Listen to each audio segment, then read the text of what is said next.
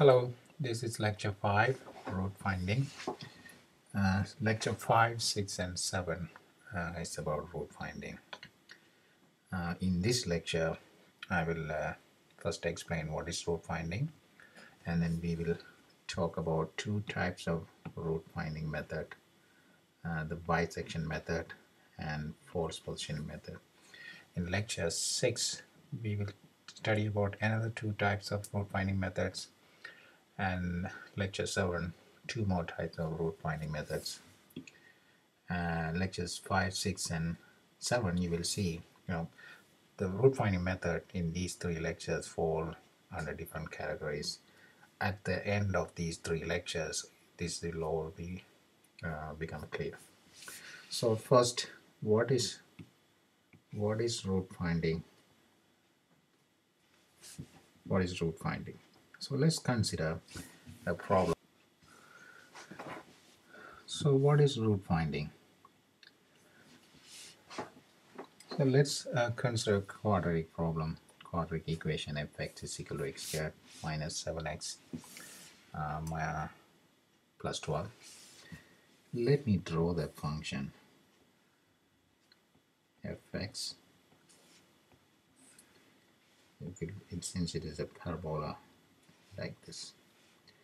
Now at two values of x, this is x, and let's say x1 and x2, the function is 0.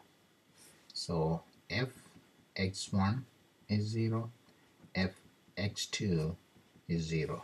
Then we call x1 and x2 are roots of fx.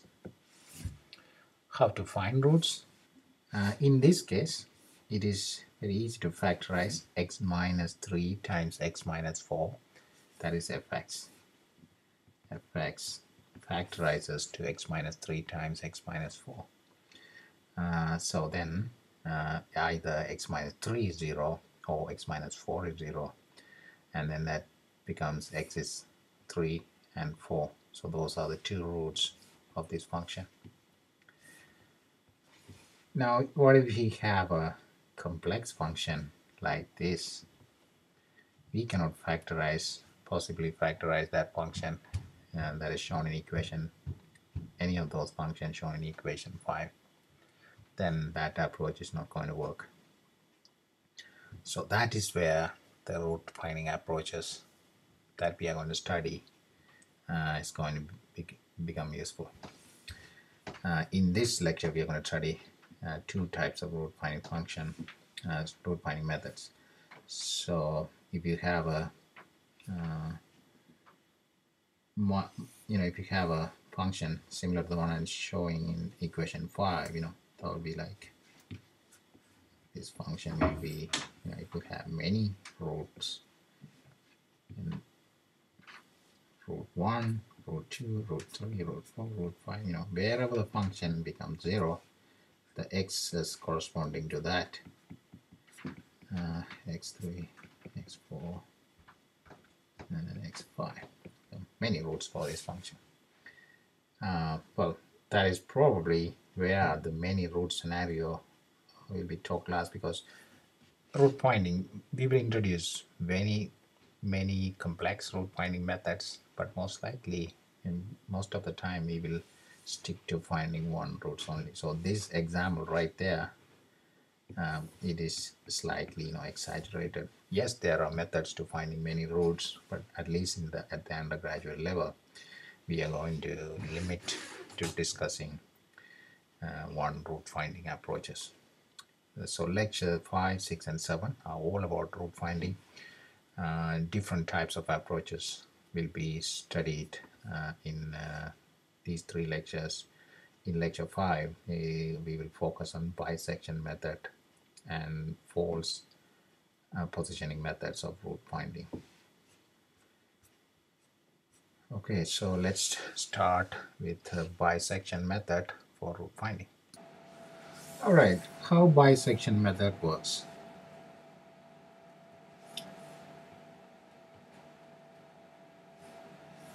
So it starts with two initial guesses. So that is initial guess 1, initial guess, and this is also another initial guess. Something about initial guesses. For example, XL stands for, L stands for low, and then XU where U stands for upper, lower and upper.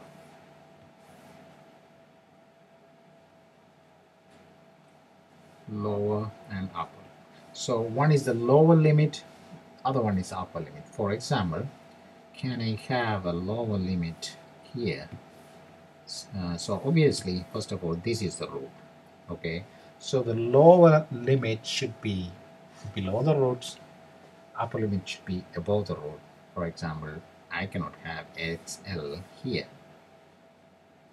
Then both of the initial guesses are on one side of the road, which we don't want that. But how do you know that the two initial guesses we have are correct ones? So to check that, let's say we start with, so let's say this is 5. Let's say this is 5. Now we have a pretty good understanding, this depends on the function. There we will, when we go to examples, we will see, we need to know something about the road, so where the road is, and then we will use this approach to refine it. So in this case, sometime for road we call it XR. So how do we know XL and XU are proper initial guesses? Let's compute FXL and then FXU. What can we say about the sign of this multiplication? So the multiplication of FXL times FXU, sign should be negative. Why? Look, here the function is negative. At XL the function is negative. At FXU the function is positive. So negative times positive, FXL times FXU should be a negative value. So let's say I have a initial guess of XL is equal to 2, XU is equal to 10. I will evaluate the function at 2. I will evaluate the function at 10, and based on the thing shown here, it will become that F2 times F10 will be a negative number. For instance, if I took 6 as an initial guess, F6 times F10 will be definitely a positive number. So we know that these two, 5, 6 and 10 are not suitable initial guesses. So that is how we select initial guesses. Once we have the initial guess, the next we will get the first estimate of the root. So that is the first estimate of the root. That is the first estimate of the root. So let me summarize what I just said. So we need to start with the two initial guesses, XL and XU, and then we find an estimate of the root, which is the average of XL and XU. So far we talked about how to select an initial point, XL and XU. Next, and we also saw that once we have suitable, acceptable initial guesses, we need to find, the next step is to find the root. As the name suggests, bisection, so it divides the initial guesses into half. That is how the first root, what there's a relationship between the name and this point, because it divides the lowest and upper. It is exactly in the middle of the lower and upper guesses. Now, after that, Now what is the next step?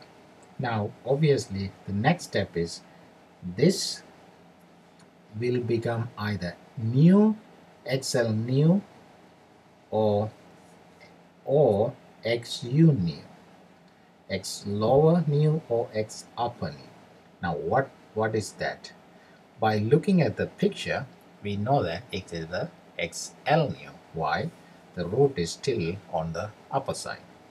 But if it was, if the midpoint was here, let's say the middle was here, which is not true, graphically it is not possible, but let's say this is XR, the middle point, then that will be the XU new, and then we will use with the old XL. So now from this we clearly know that this is XL new, but how do we write an algorithm? We are all about algorithms. How do we write an algorithm to find out whether the XR is, the question is XR XL new or XU new? X lower new or X upper new? My handwriting is not good at all. So let me make it a bit clear. Is XR XL new or XU new? That's a question we need to answer. So graphically we know that if f of XL times f of XR less than 0, then XR is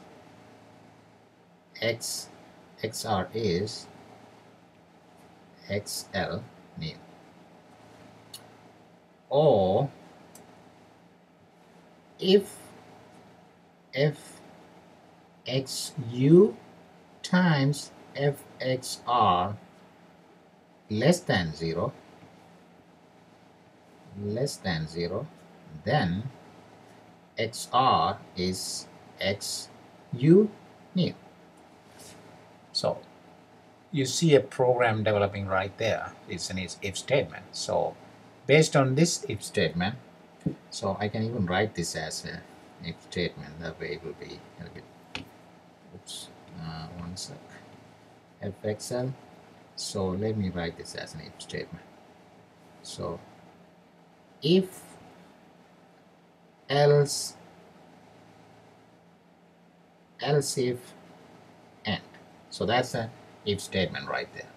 So now we found out whether the XR belongs to XL new or XU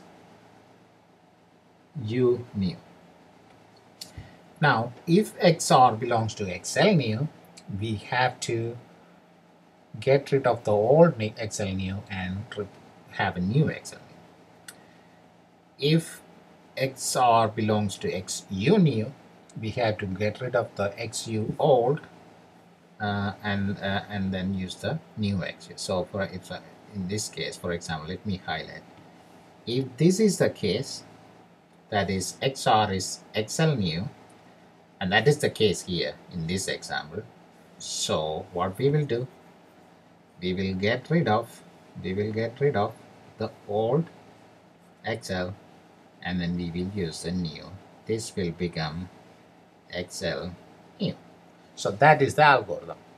So I am sure I clearly explained the algorithm, how the bisection method works. What is next? We have to write it as a formal algorithm or pseudocode and then code it in C++, which will be a lab for sure. Okay, so now we have seen how bisection method works.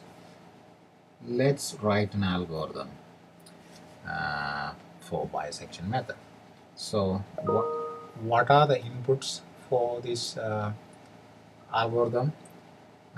We have XL, the initial guess, I talked about initial guesses, 2 XL and XU initial guess. This is a threshold. That's a threshold. Threshold, maximum iteration, numbers. Sometimes we used that before, and then this threshold is very familiar. We did an example with the boy X, so that we will see. So this this is an algorithm of pseudocode. There's no rules on how to write. When you code it in C++, definitely you need to follow a syntax. But this all should capture the idea of the procedure of how the bisection method works. So the algorithm, we set I is equal to 1, and then XL, the initial guess is designated as XLI. The other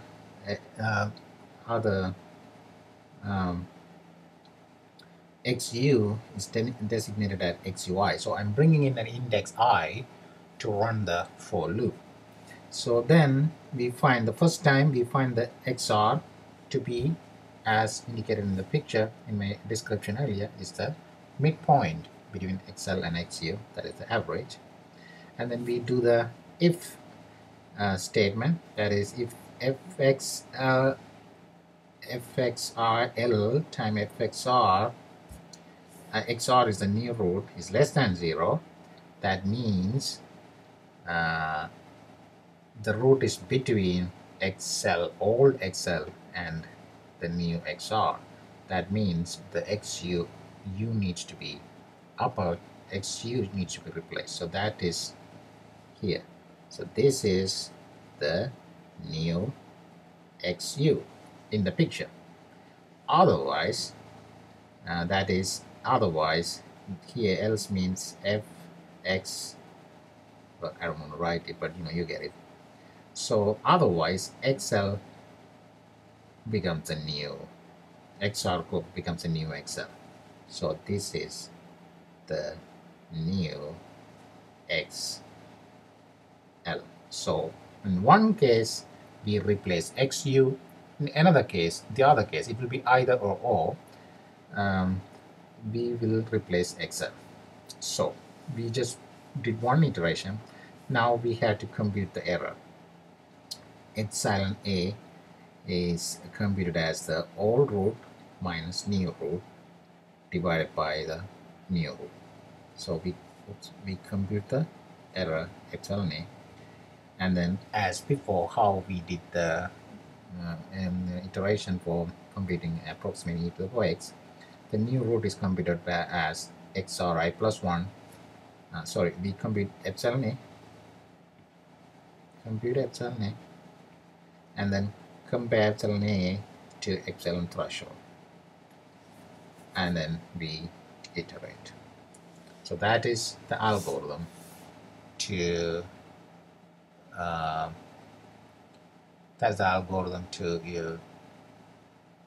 compute the roots using bisection method. Okay, now let's do an example on bisection method. So the example is f. So we are going to find the root of fx is, well, let me write below here. So fx is 1300 over x minus e to the power minus 1 over 0.02x. Minus 5 is 0. So that is the function. Instead of x, we have r here. Now, the initial range is also given, that 202 is xl, the first initial point, and the other one is xu. So we know, you can check this, that f202 times f times f204 will be a negative number. So xl is 204.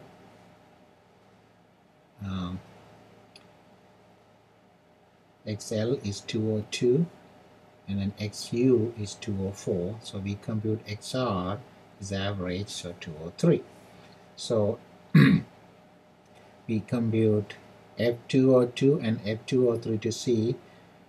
So both of them are negative numbers. So that is the root is going to be in the upper level because we checked FXL and FXR. When you multiply both positive number, that's positive. So from this we can say the root is on the other interval. That is 202, 204, 203.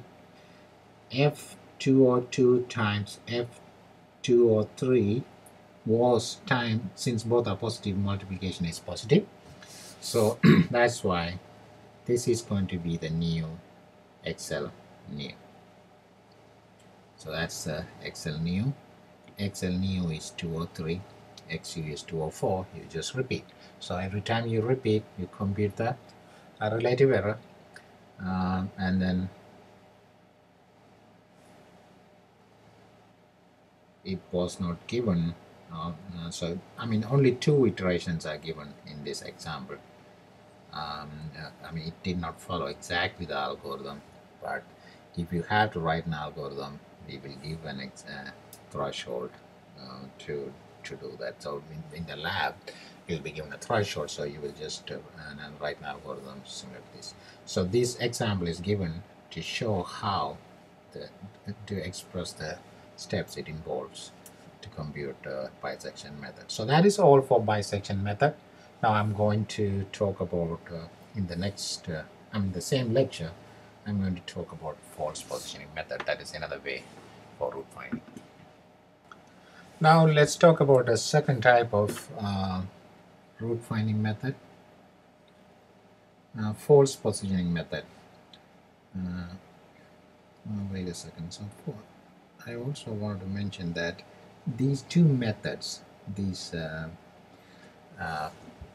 bisection method and false positioning method, is also called bracketing method. So why bracketing method? We will, as algorithm pros, we just take a bracket and then the initial bracket, the initial guess, XL and XG, the initial guess, the root is always going to be inside that range. That is the initial bracket, and we just make a new bracket, and we make bracket and go. So this is the initial bracket, and that is the next bracket, and then that is a second bracket, and then maybe we'll make a third bracket, and so on. We'll keep on narrowing down towards the root. So the false positioning method is very similar to bisection method. The only difference is, for bisection method, we said that the next XR was XL plus XU divided by 2. That is bisection method.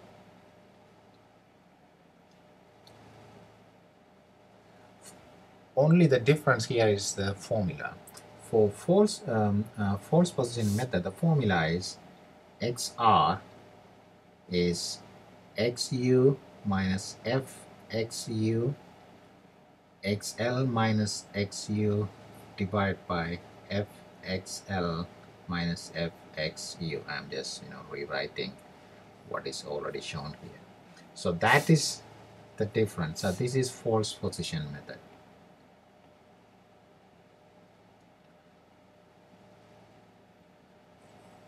That is false position method, and this is bisection method. Only difference being how to find XR, the new root. Only thing remaining to be explained for me is why. Why this so? So why? Now what is the logic behind it? That is what I'm going to explain next. Then the algorithm, everything is the same. The only difference between algorithm is here we will use instead of using this method to find the root, instead of using this method to find the root, we will use a new method in the algorithm. So the corresponding algorithm is here for false positioning method. The only difference is that, so I wouldn't really explain the algorithm, but I'm going to explain why this what is the logic behind it. So let's get to that. Right, the question is how to obtain XR. So using this geometry here in this picture, XR is when the line connecting these 2 points f x l, and then that is f x u, the line connecting these 2 points where they intersect the x-axis, so that is the point XR. So we are going to use geometry to find out. So this length is fxl, this length is fxu. So we will use geometry. So fxl, and this length is xr minus xl, xr minus xl, and this length is xr minus xu.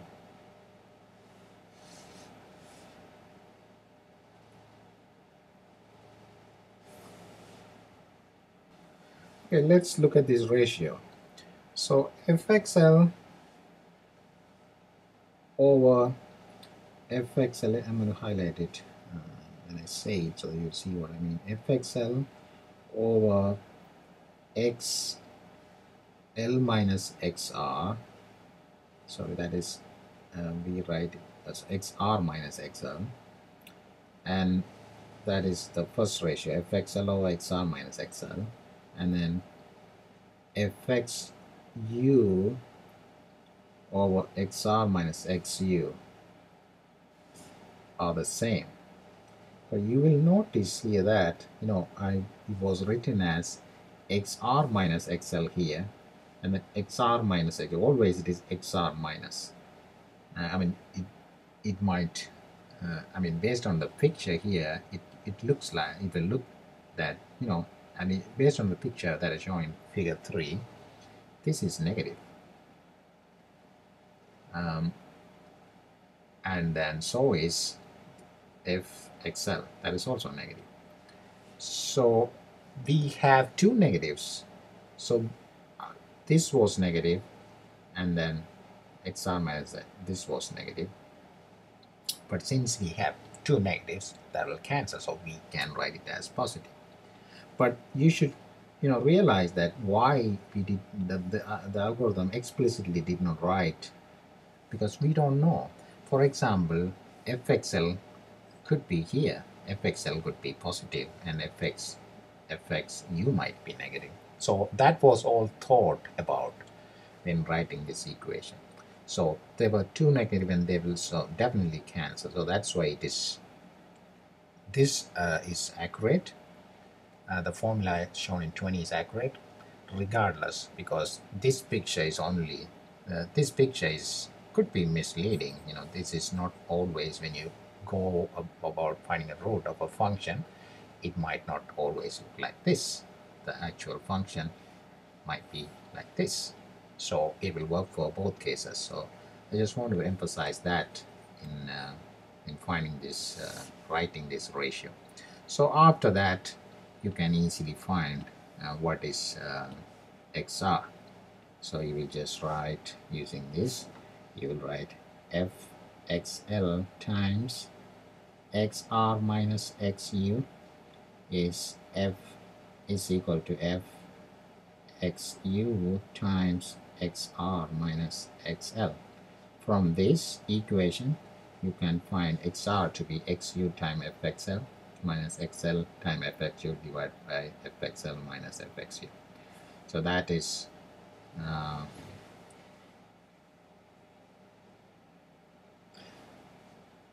from that, and then from that, then you can see this can be written as XR is always XU minus FXU times XL minus XU divided by FXL minus FXU. So that's a formula that represents the false positioning method. Other than this, finding how to find XR, everything else is very same as the bisection method. So then there's the same example here, it is given, so it is now straightforward. You can just do this example. And then the algorithm is also same, except for the step of finding how to find a new XR. How to find a new XR, the algorithm is the same. So that's a summary of bracketing methods for root finding. So if this picture summarizes the bracketing method. So you will start with the bracket. XL and XU is the bracket. We must be sure that the root lies between XL and XU. The bisection methods find the root as a mid point between XL and XU, whereas the false positioning method finds a root as it connects the line of FXL and FXU. It connects FXL, this point, and FXU. So XU, FXU, XL, FXL connects those lines, and where that line intersects, that is the new root. So that's a comparison of bisection method and false positioning method. So that's all for lecture 5, and you will see that there's no question in this version, but I'm going to add some questions. Section 5 questions, I'm going to add it right now, and I'm going to re-upload this lecture note. I will also send an announcement. So these questions will form your next homework. I don't know the number, but definitely there will be some questions added here, and the lecture 5 will be uploaded, and then I will also assign some homework so that you can practice. Thank you. That's all for lecture 5, and then we will meet live on Tuesday to discuss some previous homeworks and lecture 6.